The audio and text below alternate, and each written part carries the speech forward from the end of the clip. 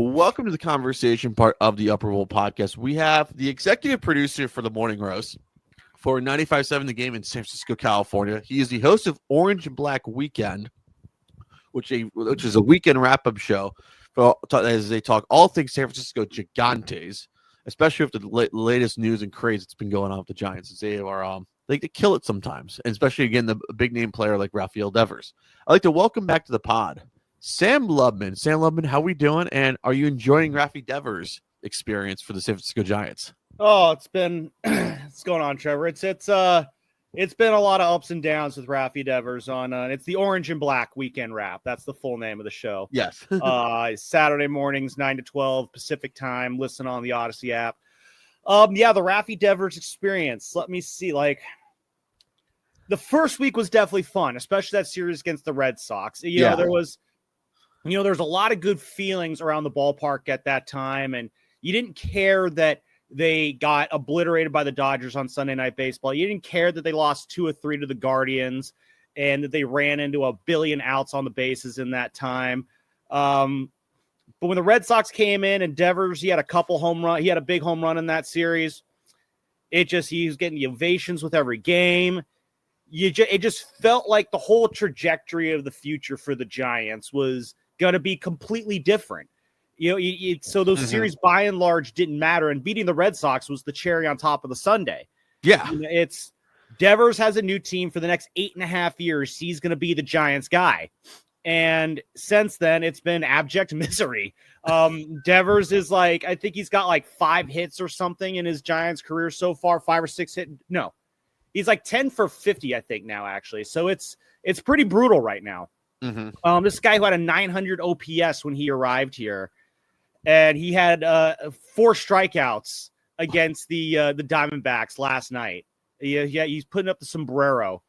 And so, listen, and so it is for the entire Giants offense right now. Just the entire lineup is just going through it in the worst way. I know it's crazy. I always go by since there's nothing on usually Mondays, I always check what's the West Coast baseball game.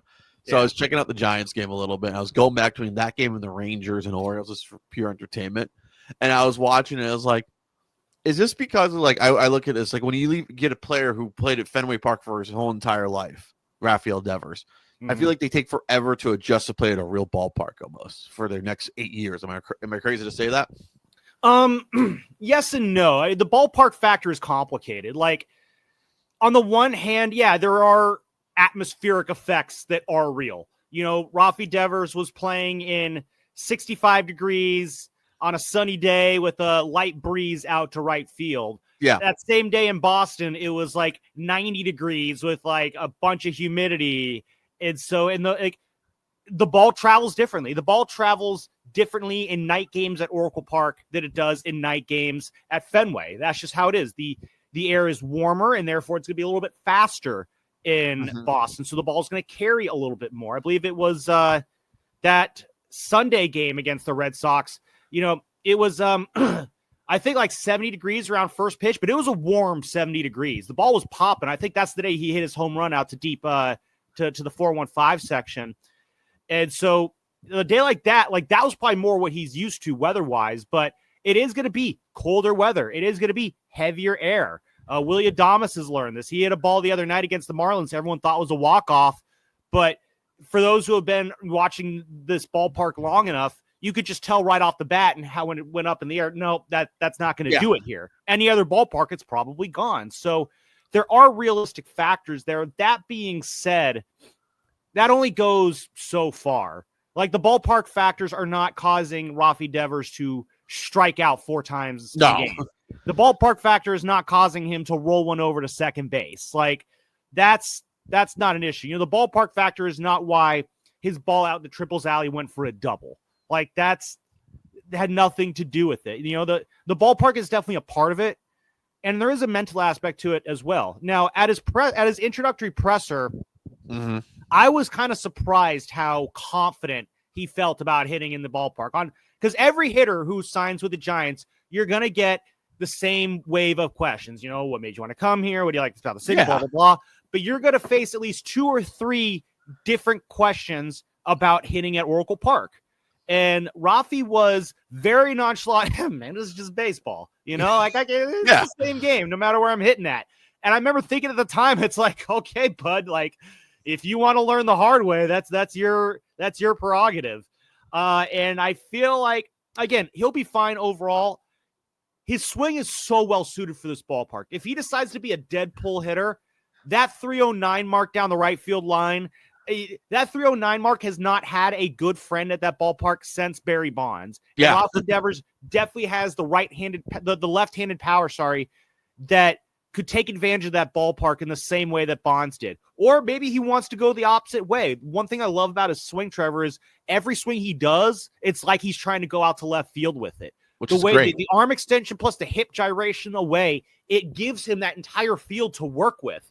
And the home run he hit against the first home run he hit against the Red Sox. No, it was the Guardians. Sorry. I think it was the home run he hit against the Guardians.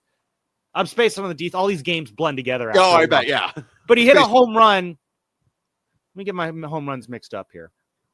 I need to look at the game logs here. Did he hit one on Saturday? He's hit two home runs at Oracle Park. He hit one on Saturday against the Red Sox. That was in the left field. Yeah. So, yeah, that home run he hit against the Red Sox went in the left field. I got that confused with the home run I think he had against the Marlins. But that home run he had against the Red Sox, that would have been off the wall at Fenway. Oh, for sure. And instead, it was 10 rows up in the bleachers. So if he wants to be an opposite way guy, he could easily do that too. He doesn't need to use the deep part of the yard. So again, this is it's a complicated factor of the ballpark and how Devers fits into it. But by and large, yeah, the short answer to that question is the factors do play a role, but I think we overblow how far it goes. Oh, yeah, for sure. That being said, I cannot tell you how many times I've cursed that ballpark when I watch a ball die at the warning track. It could be like you could be at Wrigley where it's like the wind's blowing in and somehow a ball gets out. Well, yeah, you guys got that. You guys got that little basket though. So I know the basket that thing gets the cheapest home runs ever. I am absolutely talking about Javier Baez, the most undeserved home run ever. No lie, I thought that was a flyout when we all thought it was a flyout. It should have been a flyout. I know. I was dumbfounded. It's like, Jesus, here we go. Okay, yeah. So I got the Red Sox one. So I got to get these home runs straight here. Yeah. I'm going to sound like an idiot. So I got the Red Sox one, and yes, the Red Sox one on Saturday, and then the deep one he hit on Sunday, Wednesday against the Marlins, Thursday against the Marlins. That's the really stupid deep one. Yeah, he hit a monster on Thursday against the Marlins. I saw the Giants on a weekend series down here in Miami, and it was that awful. That was a 1-0 game on Saturday. Ugh. I was at that game. That's an awful one. Yeah, I was looking at this as like I thought the Giants were supposed to be entertaining, and they smashed the Marlins for me, anyways. But what's been your biggest complaint about the team, and the one thing you've been happy about the most, post the Giants? Oh God, the complaints. There's so many, but I've seen the Twitter. I've seen my Twitter at nighttime. It blows up with you, Bonte Hill, Joe Shasky, occasionally Joe Spadoni. Situational hitting and approaches at the plate are absolutely maddening right now. Mm-hmm. I don't know what it is. A lot of people want to blame the coaching staff for the hitting issues. Usually I would want to blame coaches too, but I think it's more players right now. Willy Adames is so lost in his own head at the plate right now.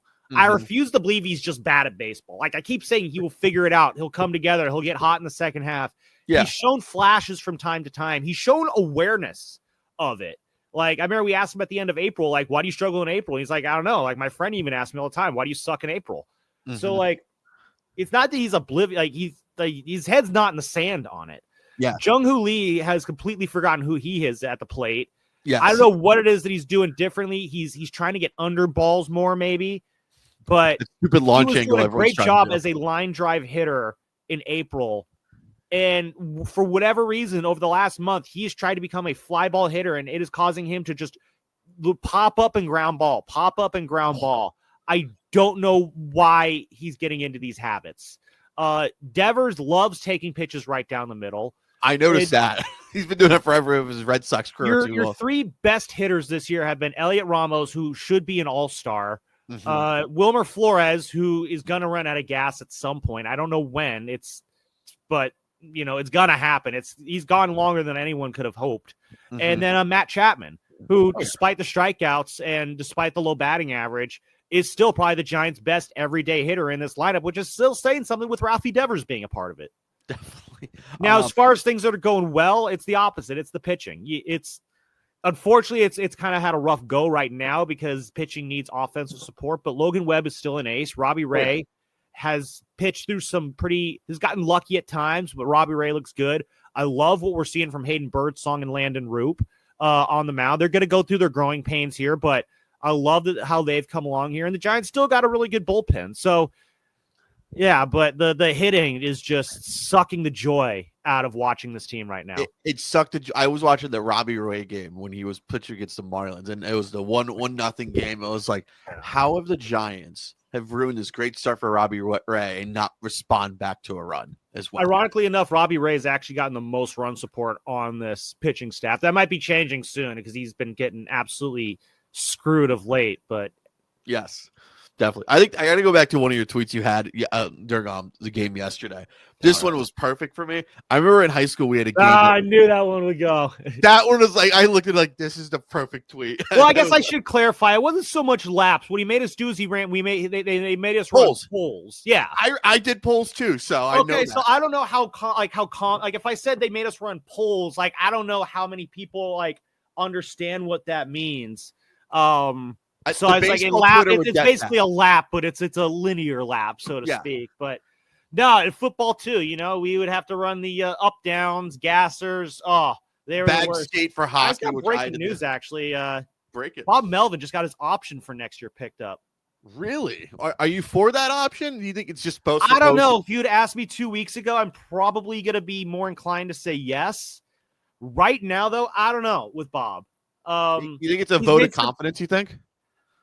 Well, Posey actually gave a vote of confidence yesterday, and I didn't know if it was the dreaded vote of confidence or the real vote of confidence. It looks like it is the real vote of confidence. Bob Melvin, it's been a mixed bag this year. I think last year, Bob, wasn't able to manage the team that he wanted in the way he wanted to. He's able to do that this year.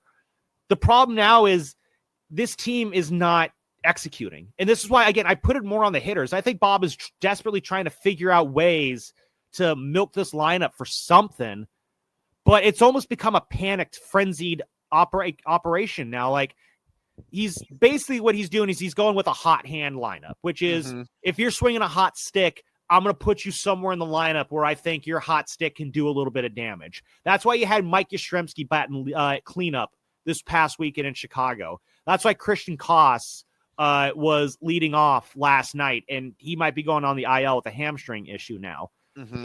There's no consistency in the lineup. Willie Adames if Adames gets 2 hits in 3 days, he's bumped up to the 2 spot, but then they knock him back down to the 6 spot. Jung-Hoo Lee is all up and down the lineup. Rafael Devers, they put him in the 2-3 spot now.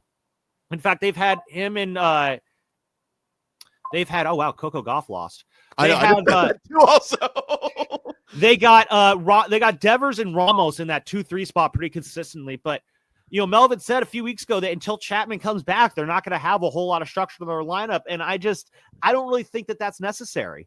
I feel like you could still have a structured, consistent lineup even without Chapman. I mean, it's not going to be the prettiest of lineups, but you could still trot. If you got a lineup with Adames, Devers, Ramos, and Yaz, guys who are proven hitters with track records, liberally using that term with Yaz, you can build a lineup around those guys, a consistent lineup there. And you could get Jung-Hoo Lee into a consistent spot to where he has don't put him in the middle of the lineup where he feels like he has to drive in runs. I want Lee to be a slap happy singles hitter. If he has to be in a Luis Arias, you know what? Luis Arias is one of the better players in baseball right now. Oh, you can only hit singles. That's get the base. Fine. Like, what's the alternative? You want singles or strikeouts? Like, what do you want now? It's like, exactly. Just move the line along. If he's getting base hits, that means people aren't getting out. Exactly. So if Jung-Hoo Lee could just be a slap happy gap hitter, that's fine. Put him in the top of the lineup and let him do that. They're not really giving anyone set roles in the lineup now, though. It's to a point where I kind of would like to just see that happen. And so that's kind of a bone I have with Bob Melvin's managing of late. I guess it's just not enough to put doubt in him, because here's the thing: Buster Posey is not married to Bob Melvin. Oh, I agree. That's why I'm asking you. Is like, we all know Buster Posey ain't married to Bob Melvin at all. Like, who do you think he wants in his manager? I think he's absolutely. Well, I do think they're not married, but I do think Buster likes Bob. Buster has a great respect for Bob. They competed against each other as, Buster the Giant versus Bob Melvin, the A's manager. And I also have a lot of respect for Bob Melvin. I absolutely respect what he did with the Diamondbacks in the late 2000s, what he did with the A's throughout the 2010s. I think him doing the A's lineup. That thing was incredible. He was incredible putting that. He was a master of the platooning. And I thought he got a raw deal in San Diego with a toxic clubhouse and a toxic president of baseball operations. Toxic fan base, too, I'll say. He finally has a very great situation here. And I do feel bad for him because, again, I do feel is on the players just not executing here. Now, as to who Buster Posey wants, well, I'll be honest, Trevor. There is a team in Texas that if they decide to go with a different manager after this season, yeah, I'm pretty sure Buster Posey would be calling around here. And no, I'm not talking about who is it, Espada in Houston? No, I know who you're talking about. Yeah, it's Bruce Bochy. And again, the Rangers, you look at what they've been doing. It's a lot of crappy seasons, and then that one World Series championship year of Bochy's first year there. Now, Bochy's definitely well liked in Texas, down in Arlington. Ranger fans are definitely have put him on the pedestal for all of eternity. You're the only manager to win a World Series championship for that franchise. Best manager they've had since Ron Washington, too, also. Exactly. Like, Bochy brought you the thing that you can never get before, and he is always going to be idolized in the Rangers world because of that. He is a made man in the Dallas-Fort Worth area. Yes. That being said, he's 70 years old. The Rangers are an older team. I don't know how bright their future is. Their present isn't looking very good. Mm-hmm. I don't know what Bochy's contract is, but if it gets to a situation, if there is ever a situation where Bruce Bochy and the Rangers part ways, I doubt it would be a firing. My guess is Bochy would want to step away or retire. Retire. Take some time off until a great job opens up. I'll say this. I'll leave it to this. If a situation arises where Bruce Bochy is a free agent manager, if you're Buster Posey, I don't think you're passing that opportunity up. No. That said, a lot of dominoes need to fall for that to happen. And I kind of talked about this on the wrap this past weekend. First thing, you need the Giants to miss the playoffs, which even as they're sitting outside looking in right now and the hitting looks absolutely abysmal, there's enough season left where you can legally say they can get back into the playoff hunt. Oh yeah. So it's far from cooked right now. You need the Rangers to miss the playoffs, which is actually a lot more plausible. They're kind of fading out of it. They're 3 games under 500 as we exactly right now. And they play in a weak division, but the American League, the American League wild card, actually, let me pull up the standings really quick. It's Tampa at 47-38. 46-38 is Toronto, and Seattle at 44-40. Then you have a logjam of the Angels at 41-42, the Red Sox. Yeah, and they're okay. Yeah, the Rangers are 3.5 out of a wild card spot, and there are 3 teams they would need to climb over. One of them being in their own division, in the Angels and the Mariners. So actually, 2 teams. So again, there's enough time left in the season that in theory the Rangers could somehow sneak into, but it's probably not as likely. And then you would need, again, all sides to want to part ways. And based on the fact that Bochy is a god there, and based on the fact now that the Giants just picked up the option for next year on Bob Melvin, it seems less likely that those 2 dominoes will fall either. So, but again, crazy things have happened. If there's anyone who knows about, just tough team exits, it's Bob Melvin. For sure. He left Oakland, and that was a tough leave. He left San Diego. I still never understood why he left Oakland. I was like, I get to coach San Diego. He should have looked at it like, do I really want to go to San Diego with that toxic that toxic clubhouse and fan base? Well, it's appealing enough. You have some incredible talent there, an owner who's willing to spend, and a GM who's willing to, move those dollars to make things happen. Man, I don't know. Maybe Bob just didn't realize just how bad of a situation he was going to be getting into. Yeah, for sure. And at least I will say this, like I have a lot of respect for Bob Melvin. Like if the Cubs, when the Cubs fired David Ross, like I'll take Bob Melvin. He's a respectable baseball guy. I have no problem with that. Well, yeah, when you're the manager who finds success with the A's, it's always, well, damn, if he can do it with that budget, imagine if we gave him a budget. Yeah, or the Diamond. I always say the Diamondbacks too, also because I feel like they have a budget or they don't have a budget. You just don't know sometimes. Am I right? Yeah, I mean Diamondbacks. They're so up and down. And right now they're on an up. Well, they were on an up, but this season's absolutely blown up in their face with their Corbins going down, which is awful. I hate that. That's the one thing. One thing you want to see with the Giants. I know the trade deadline's in end of July. What do you want to see happen? Well, what I'd like to see happen is the Giants simply have too many needs. I think need to be addressed. I think center field is a need. I think second base is a need. I think they need a mid to back end of the rotation starter, like a 3 or 4 starter. Yeah. And I think they need a catcher. What I want to see happen in these next 30 days is I need at least 2 of those positions crossed off the needs list. So by that, I need Tyler Fitzgerald to come back with a vengeance, or Casey Schmidt to heal up quickly and still keep hitting while also playing second base. I need Jung-Hoo Lee to become April Jung-Hoo Lee again. I need Patrick Bailey to get his batting average above 200. If 2 of those 3 things can happen, then the Giants can focus on a back end of the rotation starter, someone who can just ease a little bit of the innings workload off of Hayden Birdsong and Landon Roop down the stretch here, and potentially provide, a 4th start in the playoffs. Because if you got Logan Webb, Robbie Ray, Birdsong or Roop as your 3 starter, if you could acquire someone who could be that 4 star in the playoffs, that'd be awesome.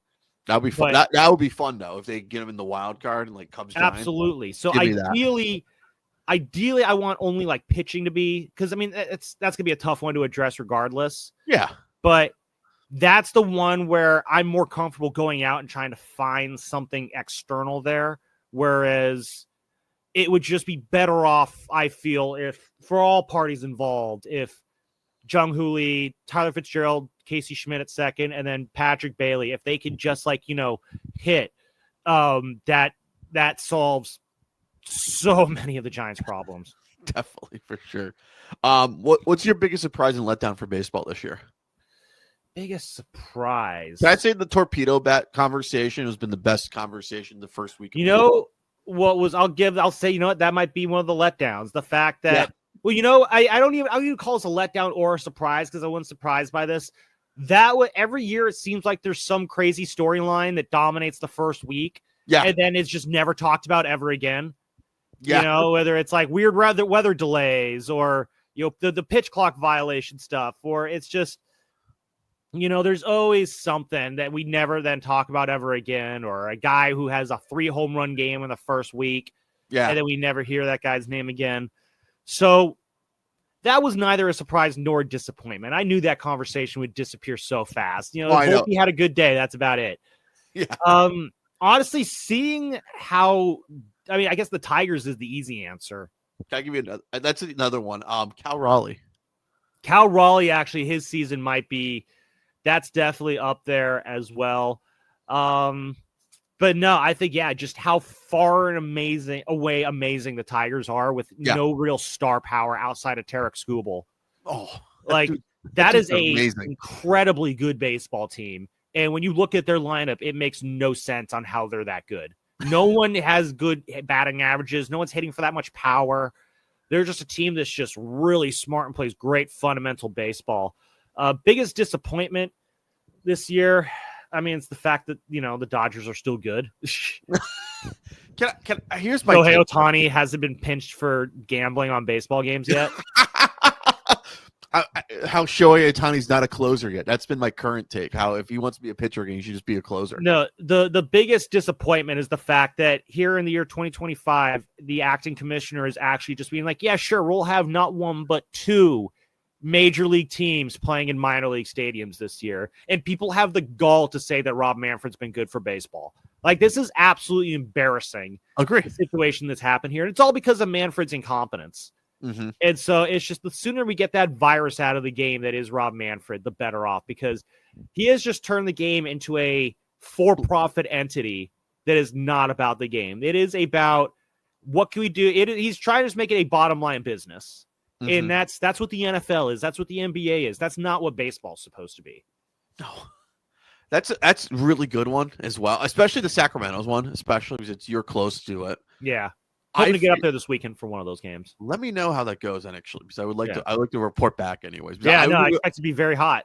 I want to go to Tampa this year because I always go to Tampa like for football games and hockey games. I never get to go to a baseball game. It's never worked out my schedule. I look at like, oh, kind of want to go to Steinbrenner Field. Just never had a chance. The schedule never lines up where I want to go to. Yeah. So I'm trying to squeeze that in somehow. I think it's the biggest disgrace that the A's are playing in a Triple A team, like a minor league team. They should honestly play at the Coliseum still. Yeah. I know that's a major league facility. And when you have players like, oh, we want to have all the big name players come to Sacramento. It's the biggest slap in the face of professional sports I've ever seen, by the way, especially for a baseball team. Mm-hmm. No, and I think that Luis Severino, the way he's been vocally calling it out, like I gotta respect it. But the most bullshit thing is the reason this is happening is because the conversations between the city of Oakland's leadership and Major League Baseball just devolved so much. And then what ends up happening? Oh, Mayor of Oakland got pinched for fraud. So that's cool. No way. I did not know that. I shit you not. Like it was a whole FBI raid and everything. She got recalled, and most recently, Barbara Lee was just elected the mayor of Oakland. For those outside of the comfy confines of California, Barbara Lee has been serving in the U.S. House forever. She was one of the few dissenters against the war on terror once upon a time. So longtime House rep for here in Alameda County from Oakland. So she's kind of coming back to her roots, so to speak, rooted in Oakland, as I like to say. Not the Oakland I know team also. Now, if there's any, desire or initiative to bring the A's back to Oakland, I'm sure she would pursue it. I don't know, but it's things need to fall apart in Vegas and in Sacramento before I think that happens again. But, that's what's frustrating is that while we were hoping that while Sheng Tao was saying all the right things when she was mayor, none of it was actually being done. And that's what's super upsetting. And that's where you can blame the city of Oakland. You're not blaming the people of Oakland, but you are blaming just the absolute buffoons who were down at City Hall when this was all going on. And I felt duped, like I wanted to believe that she was going to fight to try and make them stay. And it was absolutely disappointing on the highest level when this whole thing broke down the way it did in the manner and it did with the headlines that it made. So, yeah. If she was still around, I would like to keep the Oakland Raiders still in Oakland because it's still weird for me saying Las Vegas Raiders anyway. So that's my other little feel. I want to talk a little Major League Baseball news. Do you see a lockout coming? Do you think it's going to happen? I haven't really looked into it that much, but if there's any two sides that can find a way to do it, it's Major League Baseball and the Major League Baseball Players Union. I mean, there's a lot of issues that need to be corrected. I do think a salary floor needs to be installed. I don't know so much about a salary cap. I don't think the cap will work, but I like a floor more, honestly. I mean, obviously players aren't going to want a cap because, look at Juan Soto's getting $700 million. Those deals aren't happening if there's a salary cap. No. Like that's just, and look what a strict, again, this is a bit extreme, but look at what strict salary capping is doing to the NBA right now. Yeah. We might never have a dynasty so long as these CBA rules are in place in the NBA. And that is Adam Silver's doing right now. So, and I know there's a lot of issue with all the sports networks, the regional sports networks, whether how feasible those are. A lot are starting to go under right now. So how the game is broadcasted is going to be very much up in the air.